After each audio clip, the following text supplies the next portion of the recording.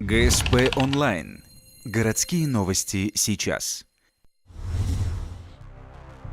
Вынесен приговор организаторам финансовой пирамиды. С 2012 по 2013 год в Республике Коми действовало так называемое потребительское общество «Регионы» с центром в Сыктывкаре. Мошенники работали по классической схеме. Людям предлагали вложить свои деньги, чтобы потом получать дивиденды. Гражданам говорили о контрактах на добычу алмазов в Танзании, показывали сайт компании с исключительно положительными отзывами, но фактически общество ничем не занималось. Людям даже предлагали застраховать свои средства, но опять же в липовой страховой компании. Первым вкладчикам выплачивали дивиденды из денег, которые приносили их друзья и родственники. В итоге в пирамиду вложили 136 миллионов рублей.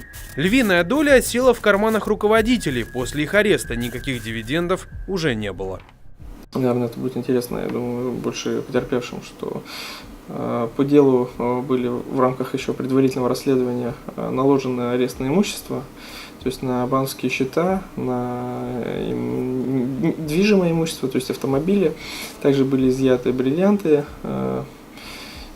И вот на все имущество, на все денежные средства судом обращено взыскание в пользу потерпевших.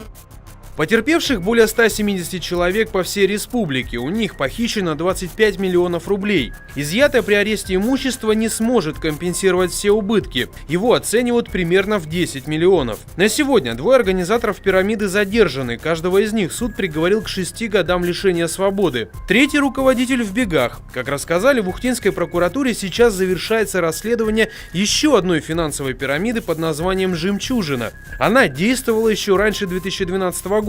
У ее истоков также стоял один из организаторов потребительского общества «Регионы».